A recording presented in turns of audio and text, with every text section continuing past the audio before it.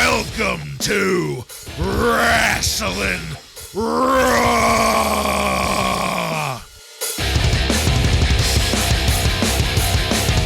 All right, you're listening to Wrasslin Raw, the podcast that takes you back to when Raw became war and Attitude ruled. Thank you for joining us. You're here with Ryan Arico. That's good, Bartlett. A lot of class.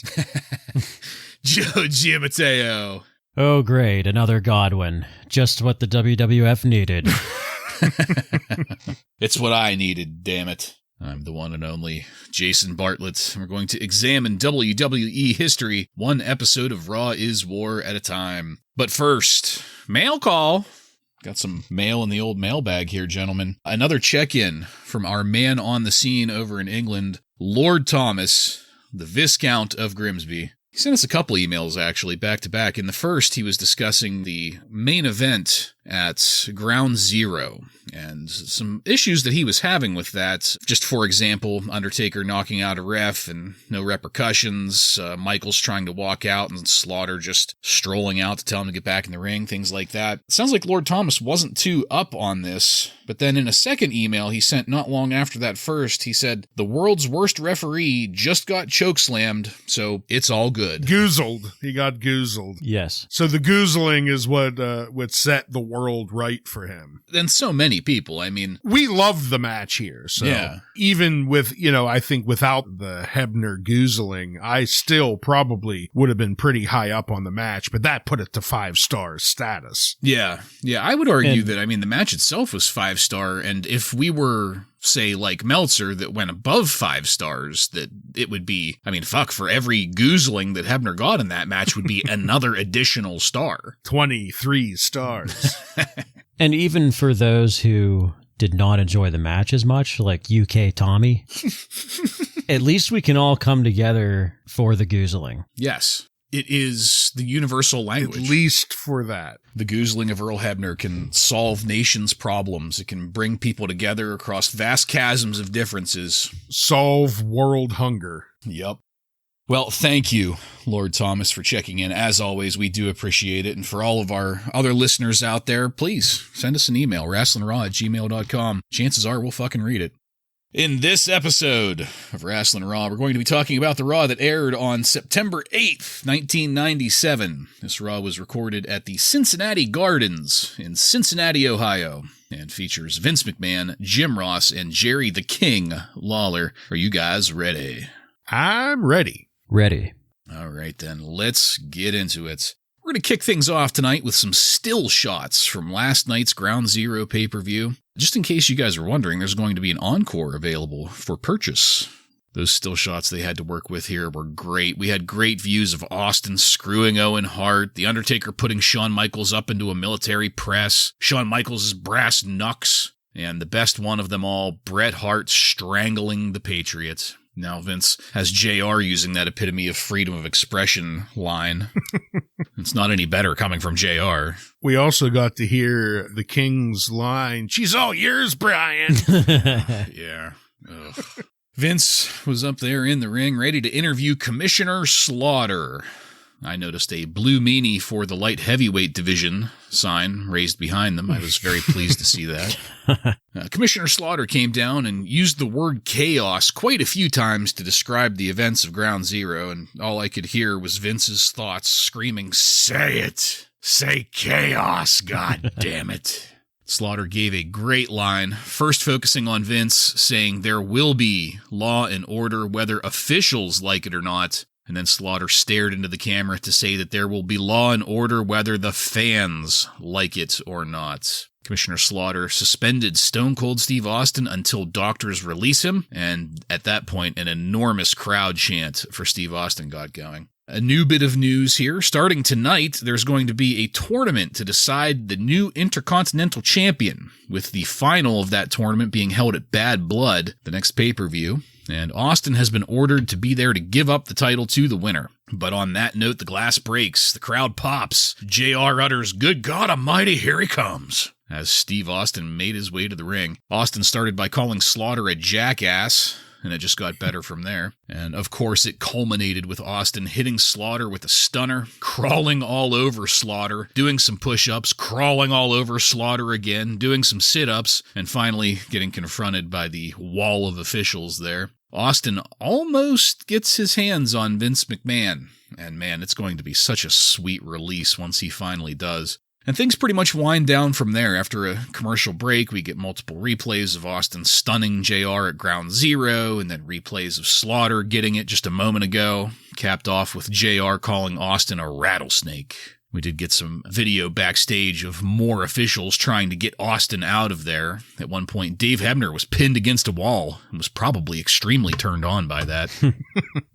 And things got capped with a reminder that Vader and Bret Hart have a reason to be in the ring together, which we'll be getting to here shortly. And that's it, man. Ryan, I was thinking throughout this that maybe there's a bigger silver lining to Austin breaking his neck than we thought. He can't wrestle. People want him on their screens, so all that's left really are moments like these where Austin can just amp things up without even breaking a sweat. He's just building that character, building that popularity to finally get a huge payoff when he actually does step back in the ring. What'd you think of this opening segment? Yeah, I thought this opening segment was really good, and it's interesting you bring that up because, you know, it's an odd thing to think about. If he didn't break his neck, would Stone Cold have become as big as he did? You know, like, if he didn't have this time where there is this long burn where the fans, you know, are demanding him, but he doesn't, he can't. He's got the broken neck, he can't get in the ring, so he's there teasing the fans, keeping them along for a good while. Like you said, once he does finally get back in there,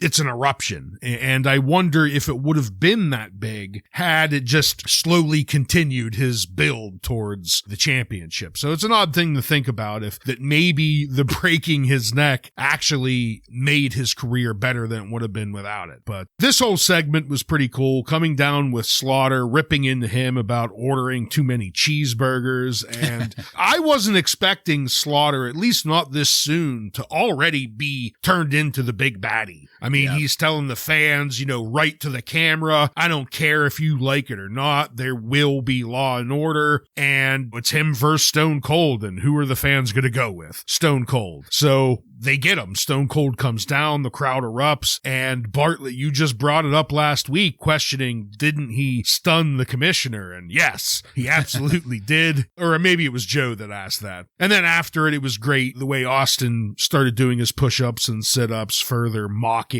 Slaughter. Just everything about it worked. He's pointing at Vince, you know, saying he's next, and he's just going off on everyone around him like a venomous rattlesnake. So, excellent segment. Stone Cold knows what he's doing. Yeah, really amazing segment here, just 24 hours after stunning JR in the ring. I do want to give a lot of credit here to Sergeant Slaughter. You know, he slipped into the heel commissioner character, and it really perfectly teed it up for Stone Cold Steve Austin.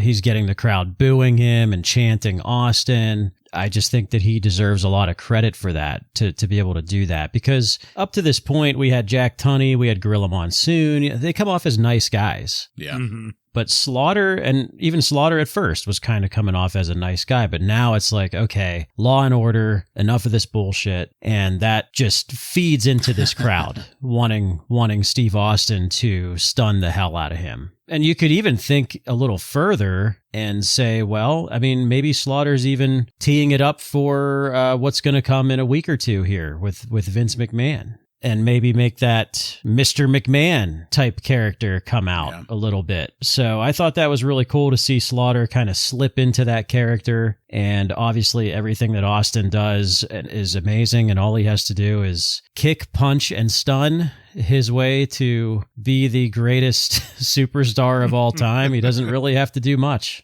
Yeah, Joe, you made a great point about Slaughter here. He's somehow embodied that guy that we all know. We all have one in our lives, but he's that prick that never made it past middle management and takes himself way too seriously. Yeah. Well, let's, you know what? I'm curious to hear what you guys are going to say about this, our next match.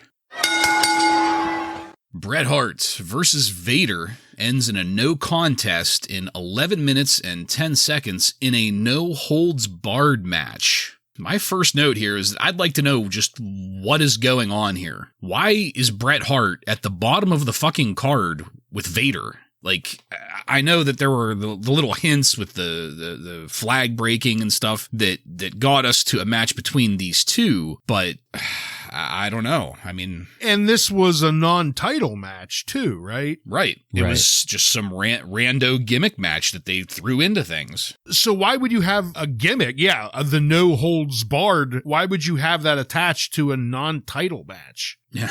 And leading the card, too. That's the thing. Yeah, it was a confusing one. Yeah. Well, I did pop, however, when Bret grabbed a mic and said, "Hey, Cincinnati, you bunch of idiots." I highlighted that. It was great. Of course, had to highlight the legendary gambler, Mr. Pete Rose. Quite a Cincinnati gentleman there. I'm a fan of Pete Rose. Brian Pillman Bengals jersey up front, too. Yeah. Was there? Yeah, someone was wearing it, yeah. Things got even better, though, when Bret called Vader a big, fat, huge piece of human excrement. That was fantastic. I guess no holds barred means no DQ, because Vince said it was totally okay for Bret to use the belt as a weapon whenever Bret jump-started things here. I love the fact that it took Vader 2 tries to break the Canadian flag over his knee. He's just looking weaker and weaker as the weeks go by here. Getting jobbed out to a flag.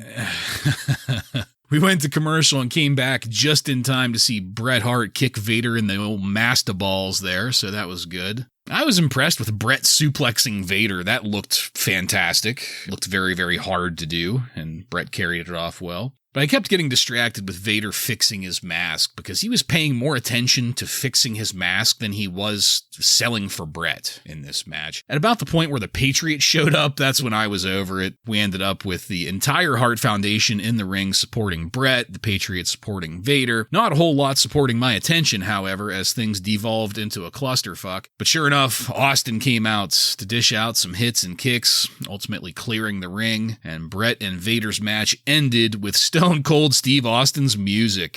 So, Ryan, I couldn't get past the fact that the WWF champion was at the bottom of the fucking card, and apparently in this extended program with Vader. What'd you think of this? Yeah, it was a head scratcher. Beginning of the card, no holds barred, no title, and it's against Vader. I did, as you stated, and I commented on, I loved him calling Cincinnati a bunch of idiots. Couldn't agree more. And it was really odd seeing the crowd get behind and cheer for Vader. You know, that was a little bit odd because they're trying to build him up as a babyface now. But Bret Hart does his best, but as Vader has a habit of doing, he completely no-sells. Like, at one point, there's a vicious back blow. Bret uses the ring stairs, and Vader just no-sells it. He shrugs it off like he was just slapped by someone. So you're going to have that from Vader, but he did sell with a loud groan when Bret Hart kicked him in the master balls. He did sell for that. He did too. It was like a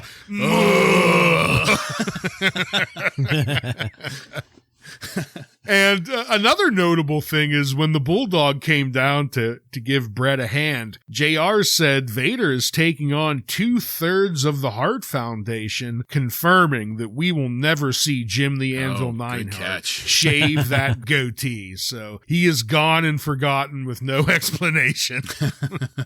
Then the Patriot and Owen comes down and the match dissolves into complete chaos, as was expected from a no-holds-barred match. But having Stone Cold came down here again, the crowd erupts the moment they see him, and it was kind of funny to see everyone in the ring try to avoid touching Stone Cold, especially Owen. Yeah. Like, his enziguri that he missed was like 3 feet over his head. I mean, everyone was being very, very protective of Stone Cold, and understandably, I mean, that makes sense. It was just kind of funny to see here. But yeah, a head scratcher of a match that ended kind of how you would have thought.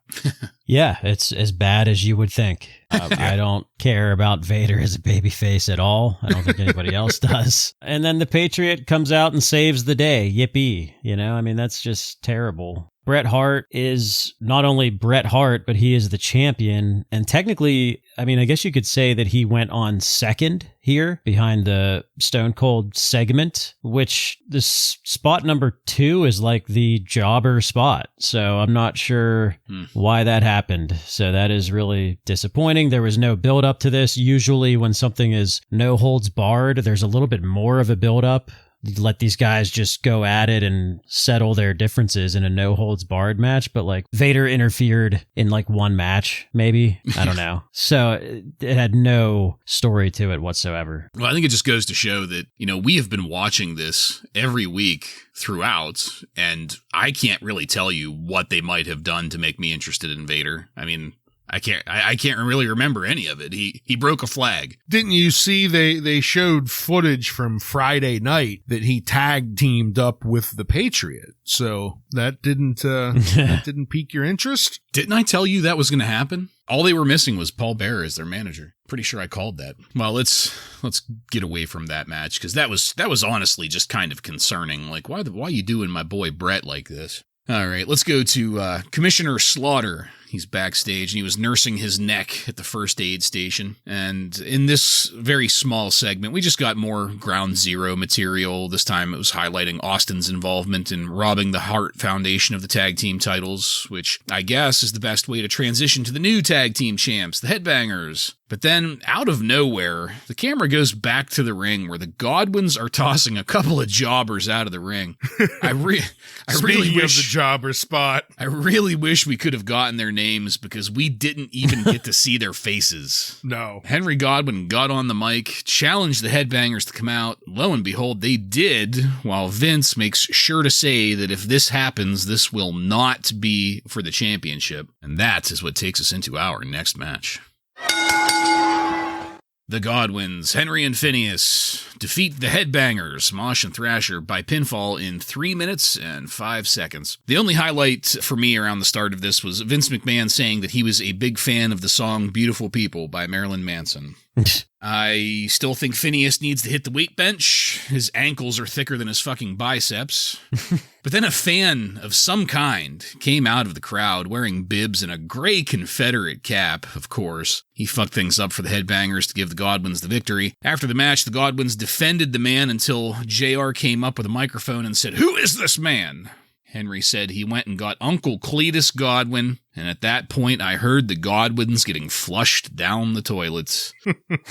Apparently, Uncle Cletus had hit Mosh with a horseshoe that he was very proud of and kissing after the match. Joe, this is the moment we've all been waiting for, the debut of Uncle fucking Cletus. Things are never going to be the same, are they? No. I mean, earlier you get that legendary segment with Stone Cold Steve Austin stunning Sergeant Slaughter. But, one of those things people don't talk about is the debut of Uncle Cletus on the same episode, right? Two things that would, carry us through the Attitude Era. Stone Cold Steve Austin and Uncle Cletus. Here we are. In equal parts. Yeah, this is just something that nobody really cares about, including the Cincinnati crowd. They were quite silent for all of it.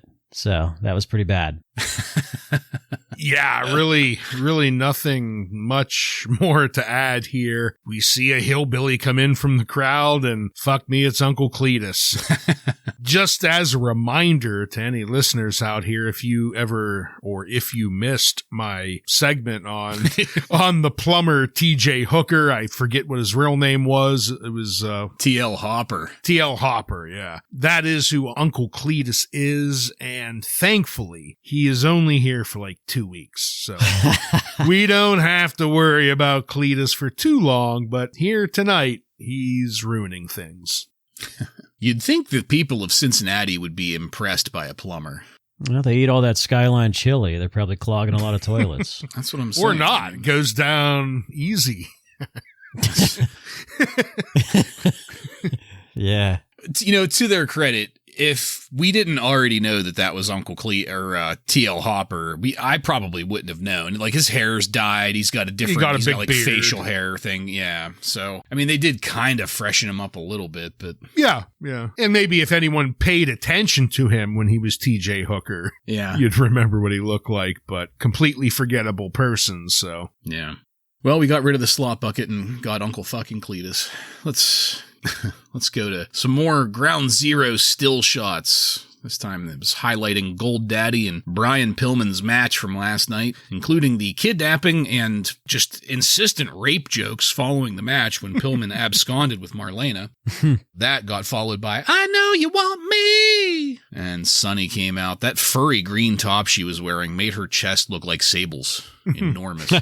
Sunny was standing there bragging about being in the men's locker room later. Jesus. We went from rape jokes to sexual harassment jokes.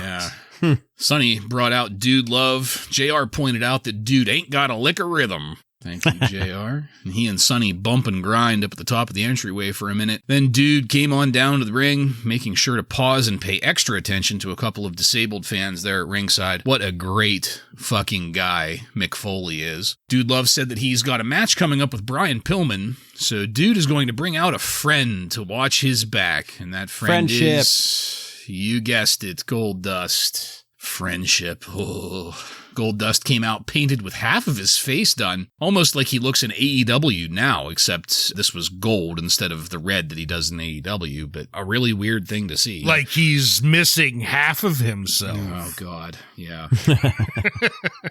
But it was interesting that he was doing that in 97, before he brought it back to life in AEW. The ring announcer, Tony Schimmel, announced Brian Pillman, but Pillman's voice got piped in over the house PA system, saying that he won't be there, but he's got a tape made for everyone since he can't be there in person, and he presented part 1 of Brian Pillman's XXX files. And this was some Val Venus shit. I mean, Pillman was wearing nothing but a towel. That was exactly what I was thinking of.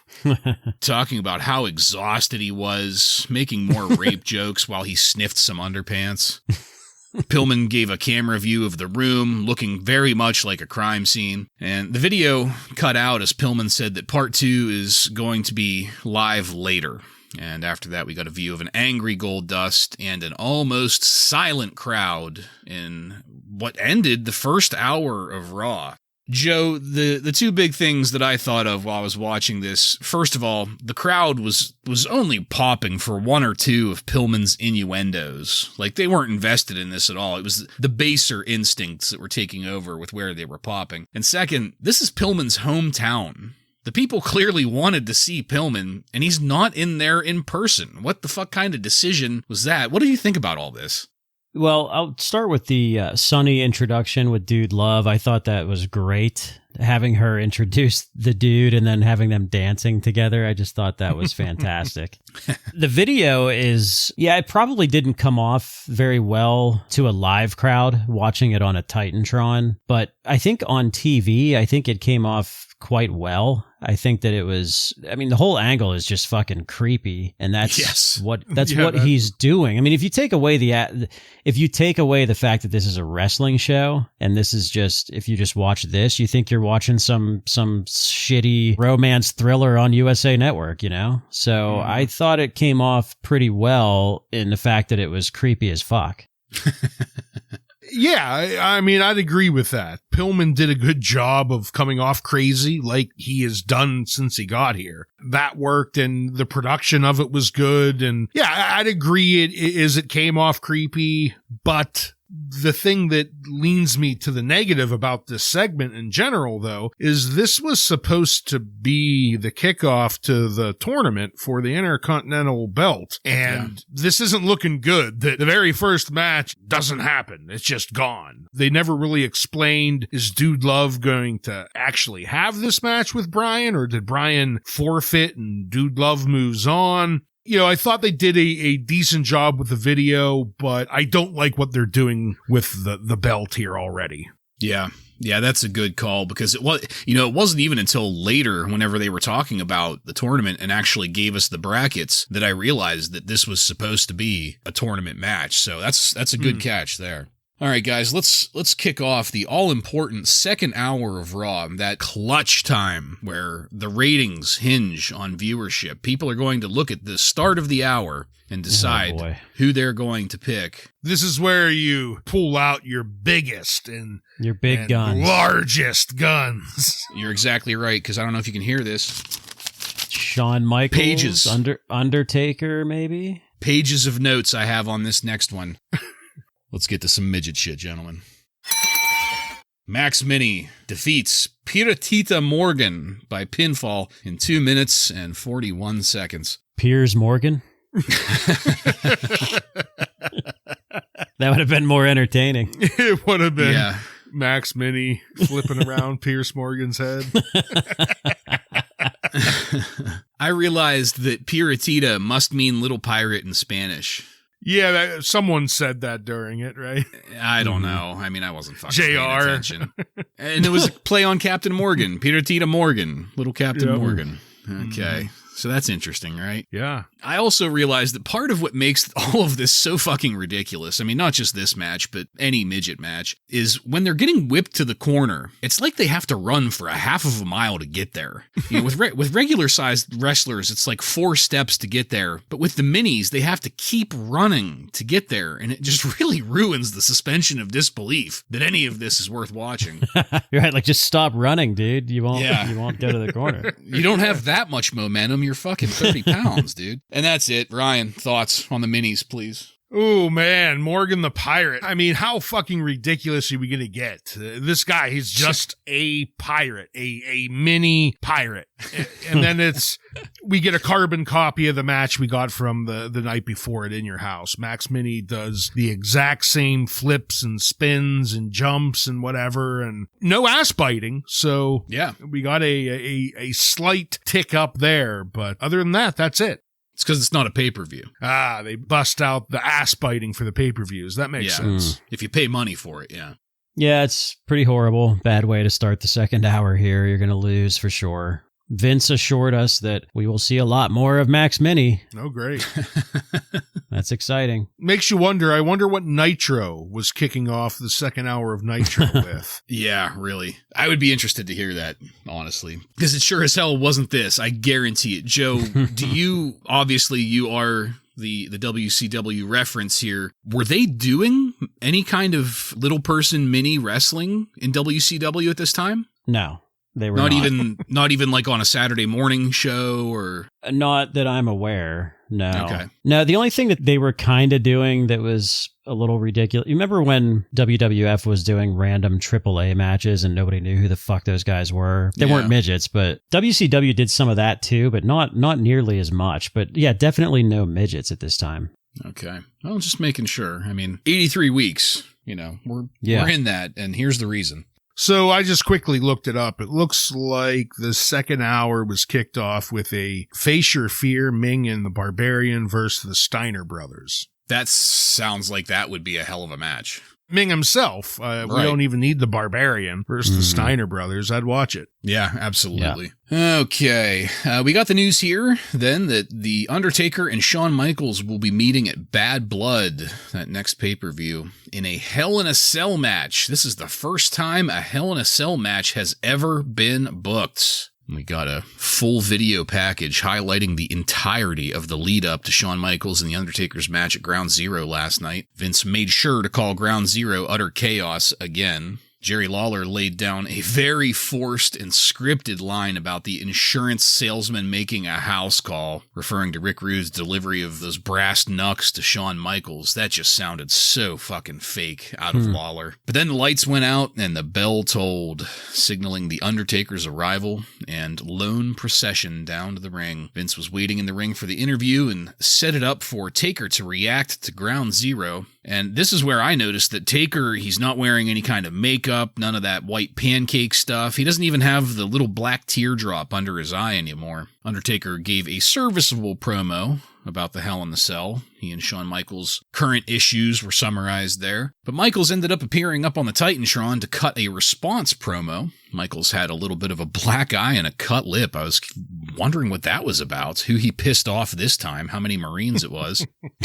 After that, Sonny was backstage with the Hart Foundation for Owen to cut a promo for his upcoming match with Goldust. That's the first in that Intercontinental title tournament. And here is where we got the screen graphic of the brackets. And I gotta admit, I was kind of happy about what I was seeing. First up was Dude Love versus Pillman, and again, we don't know how that's going to shake out just yet since the match didn't happen, but we also have an upcoming match in this episode, Goldust versus Owen Hart. In the future, we're going to be getting Ken Shamrock versus Farouk. I'm definitely interested in that. I hope that happens on Raw. And finally, Ahmed Johnson versus Rocky Maivia. I'm looking forward to seeing Rocky, not Ahmed so much. And that's where this segment ended. We got those promos starting to build up to Bad Blood the day after the last pay-per-view. That's the kind of shit I like to see, and I definitely like seeing the official IC title bracket. Ryan, what'd you think of all this? Yeah, I thought the promos with The Undertaker and Shawn Michaels, they did their job here. They didn't knock it out of the park or anything. Undertaker comes down. As you said, he's doesn't have any of the makeup, but he does still have that cool looking like leather armor on. I always like that look for him. This promo was a little longer than he has been doing the last few weeks, but still pretty Undertaker-ish promo. He keeps it fairly short and sweet, and Michaels did a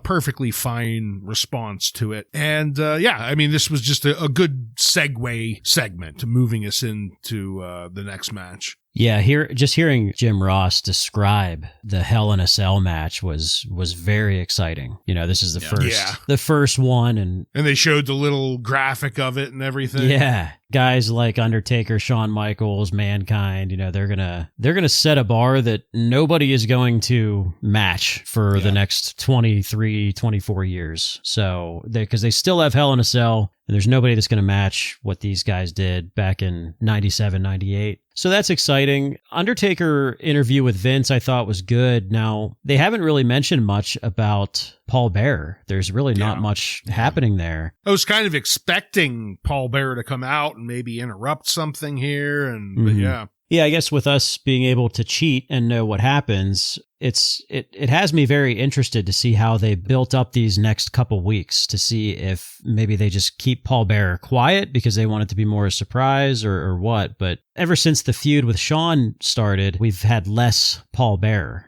So that's interesting to see. One thing that I really enjoyed about both Shawn and Undertaker is they are really reminding us that nobody can get in and nobody can get out. So I like that they're doing that. They're going to keep driving that home because they know, what they're leading to. Right. The big payoff. Yeah. So that was fun to see as well. And as far as the IC tournament goes, it has potential for sure. I mean, there's some pretty good names in there. Dude Love, Owen Hart, Rocky Maivia, Farouk. I mean, there's good names. Normally when we hear these tournaments, it's like, another stupid tournament because somebody had to give up the belt, Yeah. But this one actually has some legs. Yeah, I'm a sucker for a good bracket when it comes to this stuff, so I was glad that we got that to just give us an official definition of what this tournament was going to look like. And I completely agree with your points on Paul Bearer. Dialing him back now while you have Undertaker and Shawn getting ready to take it to the next level will just make that surprise later on that much more impactful. All right, guys. So this is the first official match in that IC title tournament. Our next match. Owen Hart, with Bret Hart and the British Bulldog, defeats Goldust by disqualification in 2 minutes and 9 seconds, and this is an Intercontinental title tournament quarterfinal match. We didn't get any kind of elaborate entrance from Goldust. I guess he was too worried about the whole Mommy Lena situation. And without that entrance, Goldust loses so much of what makes him entertaining and appealing and interesting. I don't want to see this fucking guy running down to the ring in these gold tights with half of his face painted. I want a long, drawn-out, elaborate gold glitter coming from the fucking ceiling. Like, I really fucking hate what they are doing to Goldust with this story. I mean, he can still be bizarre and need his manager and have to go after Pillman. That still stands, but I was also a little put out by the fact that Owen wasn't able to get that amazing leather jacket off. He had it on and was bumping in it, and I felt bad for that just gorgeous leather craftsmanship. Just working it in, just breaking that jacket in. Keeping it supple. Of course, commentary had to keep highlighting the drama with Pillman and Marlena during this, and typing that last note is what made me almost miss the finish, which was Goldust punching Owen in the balls. That is what drew the disqualification. A fucking crotch shot. But then Steve Austin showed up with a broom and hit everybody with it before threatening Vince McMahon a few times. I couldn't help but think of the fucking, after the midget match in this, now I couldn't help but think that scene from Oh Brother, Where Art Thou, where we got the little midget with the broom up on the stage. And this whole thing, that's all it took for me to forget about Gold Daddy getting cucked by Dakota's true father for just a minute, you know, until Austin left. And that's when Pillman's voice appeared up on the Titantron again to introduce part 2 of the Triple X Files. For me, at least, this was worse than part 1. It was even sleazier with the camera close-ups of Pillman's face. I mean, some of the adjectives I came up with were lurid and lewd to describe this. It definitely was. And that's where this ended. Joe, I'm really grossed out by the Triple X Files, this whole Pillman thing. I mean, I'm not gonna necessarily change the channel for this. I would definitely change the channel for the Goldust bullshit, but not this. But you know what? I guess that's the point, right? I'm supposed to be grossed out. I'm supposed to be uncomfortable about all of this. So please, what did you think of this match and its aftermath? Well, the match, there wasn't much of a match. Yeah. No. Yeah. So I don't really have much on it. Austin coming out with the broom and staring down Vince, I popped for that. I love this build-up with Austin wanting to get his hands on Vince McMahon and everybody just wanting to see that happen. I think that's just great. And as far as the Triple X Files, I mean, this is excellent delivery by Brian Pillman. I mean, he is that rapey, creepy guy from a horror movie, you know, like, but this is wrestling. This is a wrestling show. Like, we are officially out of the kids. Wrestling is not for kids anymore. Like it is official that kids should not be watching Monday Night Raw. Full on crotch shot from him. Yeah. So we are definitely going into that territory officially. Like there's really no going back at this point. Yeah, Joe, like you said, there really is no match here, so there isn't anything to talk about. And again, I'm going to point out, as excited as we may be to have a bracket here for the Intercontinental title, we've now had 2 of the first 2 matches kind of be worthless. So that's a little disappointing. Part 2 of the X-Files, Joe, I think I'm a little bit more in your camp. I didn't hate it. I thought Brian Pillman delivered it very well. He came off, as you said, a rapey, you know, movie horror, you know, whatever you want to say it, like a thriller, I guess, more, not necessarily a horror, but a thriller type rape guy, maybe someone who just got out of prison. Oh my God. She's an animal. Right. I'm exhausted. So I'll say Pillman delivered it well. Yeah, it's fucking gross. And yeah, he did it well, and that makes it fucking gross. It does. And then to touch on the Stone Cold stuff, always great. Everything he's been doing tonight's working, including coming out here on a fucking broom. That was great. He cleared everyone with it. Even with the broken freaking neck. Yep. Yeah. Carrying the show on that broken freaking neck. What are probably extremely sore shoulders. All right, guys, let's go backstage next with the Hart Foundation.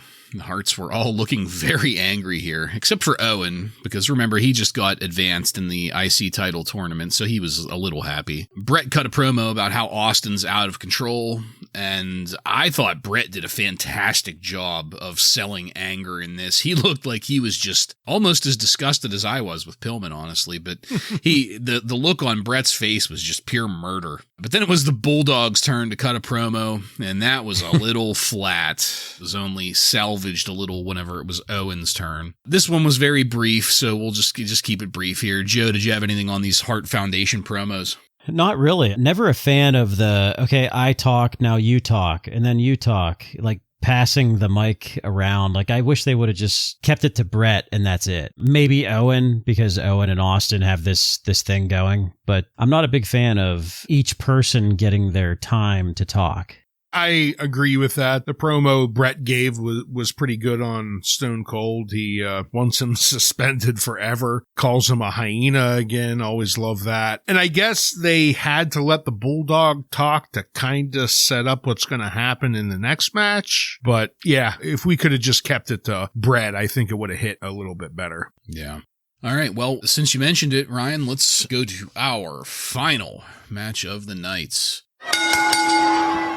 Hunter Hearst Helmsley with Chyna and Shawn Michaels defeats Savio Vega and the Patriot by pinfall in 17 minutes and 4 seconds in a three-way dance. So the British Bulldog was supposed to be in this match. At the start of things, Savio started out on commentary because, you know, he was the winner of that big three-way dance at the pay-per-view. So he's a three-way dance master now, just like he's the master of a Caribbean strap match. But when the Bulldog was coming out, he got attacked by Shawn Michaels, Hunter, and Chyna as, I guess, a way of building some heat for Michaels versus the Bulldog at that one-night-only event over in England. But suffice it to say, that is what happened to take the Bulldog out of this match and insert Savio Vega. So, after a commercial break, this match started with the three competitors I listed at the top of the segment there. Hunter, Savio, the fucking Patriot. The Patriot was a terrible third wheel here. Like, he was worthless before, and in this match, he was doubly so. Really, I mean, in general, not just this match, he's doubly worthless because, like, everybody else has moved on in their stories. Everybody else has found a new opponent, found a new reason to be doing what they're doing. Brett's moved on to Vader, you know. The Patriot is just this useless fucking thing flapping in the wind now with nothing to do and nothing to justify his existence. It really shows you how far down the ladder he fell in one day. Yeah.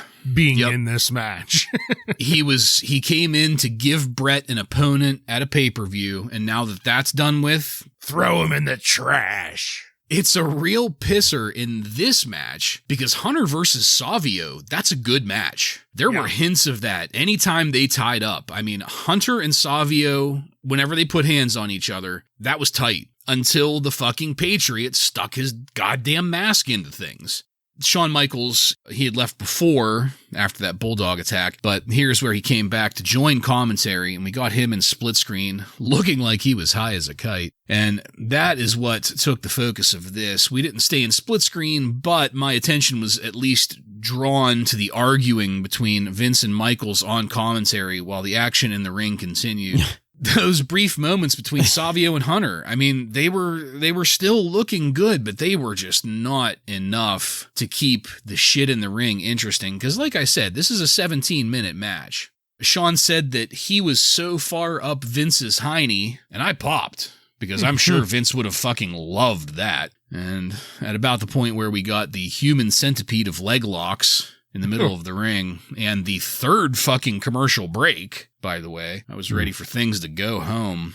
Vince used the word melee again. Made me think of you, Joe. Melee is how he says it. That's right. Yeah, melee. He used melee at about the same time that a boring chant got started in the crowd. Earl Hebner got knocked out again, so that was nice. I mean, not enough to salvage this, but no. The finish got a little convoluted after that. I can't even describe it other than to say it was shaky at best. But the burritos ran down, Vader ran down, Chyna started tossing chairs to Hunter and Shawn before grabbing one herself. I thought that part of it was good. Whenever, like, the shit started to hit the fan, Chyna just grabbed chairs and was chucking them to Hunter and Shawn. Like, that's an amazing thing that a support person does at ringside in a situation like this. Great enforcer. Yes. Chyna. Yeah. That was great because, I mean, it was effortless for her. She was just lobbing these chairs up into the ring. Great visual. Things were just more or less ended there as we faded to black. So I said it before,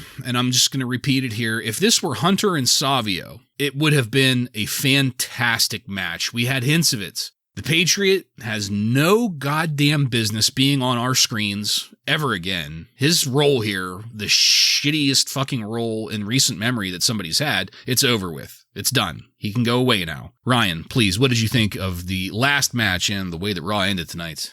We start things off with chaos on the ramp when Michaels and Helmsley and Chyna, they just beat the shit out of Bulldog's leg. I mean, they destroy his knee, it looks like here, like a bunch of degenerates, if you will. And, that gets Savio in the match over Bulldog. And I think maybe Savio is a better person than Bulldog in a three-way, but someone who's not better to have in a three-way is the Patriot. Because Bartlett, you pointed it out, and it's true. Savio and Hunter, when they are wrestling with each other, man, that looks like a match I could get interested in. But just like the night before when Crush would get involved, when Patriot got involved, it just threw this match into the gutter. And what really drove that point home was we had a couple spots where the Patriot just is copying Hunter's move. So Hunter gives Savio like a ball buster on his knee, and the Patriot immediately does the same thing to Hunter, but the Patriot's ball buster looked sad, pathetic, and slow, almost like it was a completely different move when it was done by him. And then 2 seconds later, it's funny, you wrote it as the exact same thing I did, the human centipede scene. But again, it was, we had a double leg scissor put on here. Hunter's looked good, and Savio's selling it really great, but the Patriot puts on his piss poor leg scissor and just, there we go, human centipede. And it was around that point where I may not agree with Cincinnati on much, but they started booing. Boring. They started a boring chant, and it absolutely was. Anytime the crowd has started a boring chant on your final match of the night, you done fucked up. You know what I mean? You didn't do your job. So, we ended with, we almost ended. I think the crowd thought it was going to end too. There's a pedigree getting set up here. And when the ref got knocked out and there was no 3 count, you could see people start to stand up and walk for the exit. I don't know if you saw it, but there was like a line of people down the aisle once the ref got knocked out. A whole line. Yeah, it was like they had to wait. It was traffic jam on the aisles. And I was right there with them because, it was just getting boring to the end. Too long to have a 3-way with the fucking Patriot. Yeah, the Patriot in the main event. That tells you all you need to know. Yeah. The main event of Raw. I was falling asleep during this. The boring chant is just perfect for what this was. It was these early triple threat matches in general are pretty bad. The ones that we've seen so far, they haven't been very good, including the shitty one that we saw on the pay-per-view the night before. They're going to get a little bit better in a couple of years, but these early ones are just really bad. These guys are walking and talking their way through this whole thing. Yeah. So it was bad. I don't have anything good to say about it. This is really unfortunate. Where were they going with this, too? What is going to make me want to tune in next week based on what happened here? There's really nothing to continue with this, right? Am I missing something? I don't even know what this means. The only thing that I can think of is maybe the Patriot will want to deport Savio now. I don't know. Just really bad main event and ending. One of the worst that we've seen in quite a few weeks. Well, and, to kind of drive home your point about the 3-ways kind of sucking, it seems like at this point, the 3-way is a way for them to try and make a boring wrestler more exciting and drag him along, in with 2 good wrestlers, where later on, the 3-ways become a way to display 3 huge fan favorites who, right. It's hard to choose who you want to win. Yeah. Where, it's like they had different purposes, those 3-ways. Yeah, and I'll give them a pass because this is the first year that they're doing it on TV. So, yeah. I mean, I guess they get a pass for that. They're still feeling things out, but they've just been blatantly bad so far. They always have one terrible person in them. Yeah. Well, I mean, I think maybe part of the problem is that they have a hard enough time fielding 2-man matches that are good, let alone 3. Yeah, I had a bigger problem with the fact that this really went nowhere. Like, the ending just had no meaning to it whatsoever. Well, not just the ending, but the match itself. I mean, whenever this match started... Well, I mean, the ending of the show, I guess. The main event, the end of the show. Well, I mean, there was nothing... We got the story on Savio. Okay, he's there for the British Bulldog. But let's just say we kept the British Bulldog in there. What the fuck does the British Bulldog, Hunter Hearst Helmsley, and the Patriot... I mean, maybe the Patriot and the Bulldog kinda on like a tertiary level, but not... There's no reason for these three to be in the ring together, let alone in a main event gimmick match. Well, anyway, yeah, bad ending, bad match, bad way to fucking end this episode. All right, so as I said, we faded to black, so let's take it on over to highlights and lowlights.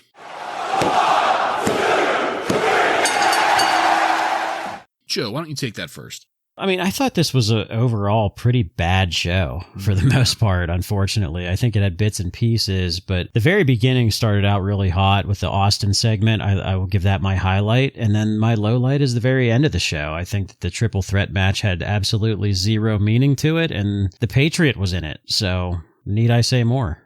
We're to completely agree on the highlight here. It was kind of tough to find one, but there was definitely a glaring gem, and that was the beginning, the segment with Stone Cold and Sergeant Slaughter. That definitely took the highlight for me. The low light is, it's not one thing, it's just the amount of interruptions in all matches tonight. Nothing got resolved, including 2 Intercontinental Tournament matches. So these interruptions were just a little too heavy tonight. You know, that's funny that you went with interruptions, because for my highlights, we're 3 for 3 on Stone Cold Steve Austin. I guess I'll start that way. But specifically, I went with Stone Cold's run-ins, all of them. His interruptions, you know, the thing that you're pointing out. Well, when Stone Cold Steve Austin does it, though, right, it's good. And I guess that's what I mean by too many. We should have just had his. Yeah, because to me, his run-ins throughout the episode were probably the only entertaining thing in the entire episode, which goes directly to my low light. I had many options to choose from, but I ended up going with the midget shit. I don't want it on my screen, and it might be, with my whole ban on Dakota Runnels, and now this, I think it's maybe more that I don't want to see people less than 4 feet tall have anything to do with wrestling, period. I just don't. Well, you're going to see a lot more of Max Mini, so get ready. Boy. A lot more. Well, that is definitely going to lead to the next segment. I hope you have a whole bunch of news about how we've signed dozens of minis. Joe,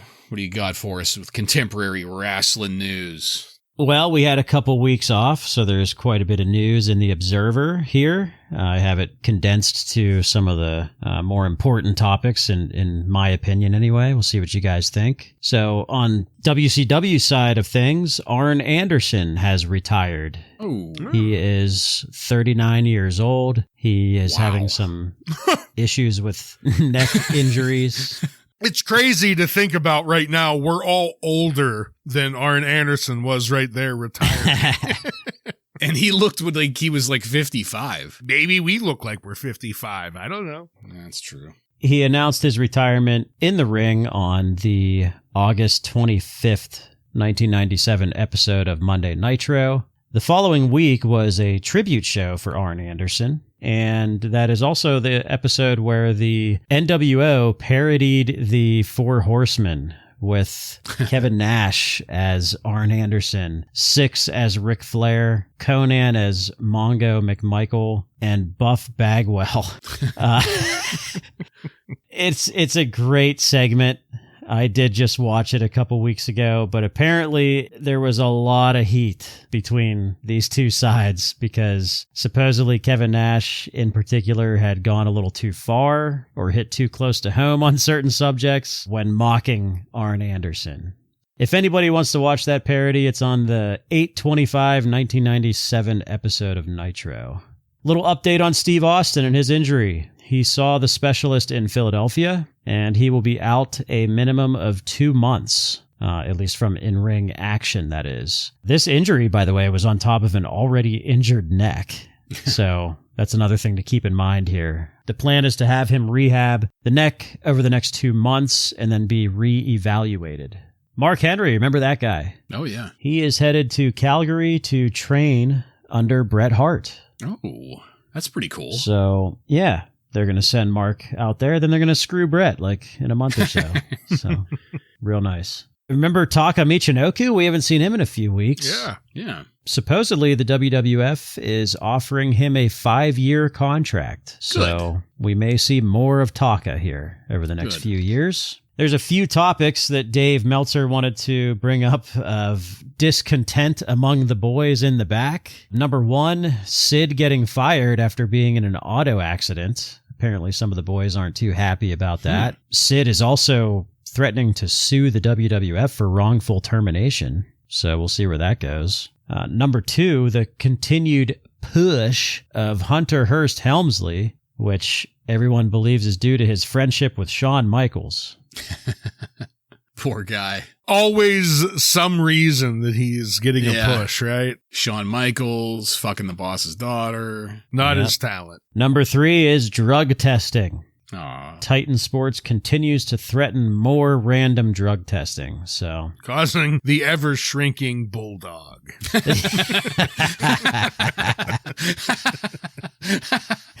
I think Scott Putski might have stolen the bulldog's goods. Oh, and his bronzer. Yeah. He's paying for someone else's piss at this point, I think. Because, he's definitely not all natural. No. Plus, he's probably on all kinds of painkillers now after tearing up his knee there.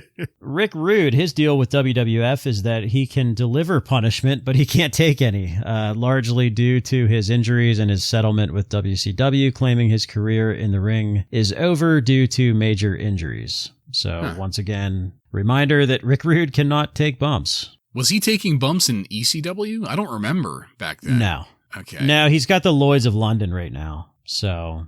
No. The plan with Marlena is that she will pretend as though she hates the 30 days with Pillman, but then will eventually split from Goldust. So that's the plan. And there's also talks of doing this with Sable and Mark Marrow when Mark Marrow returns to the ring. As in, like, the exact same story? Split. Oh, split. Splitting the two.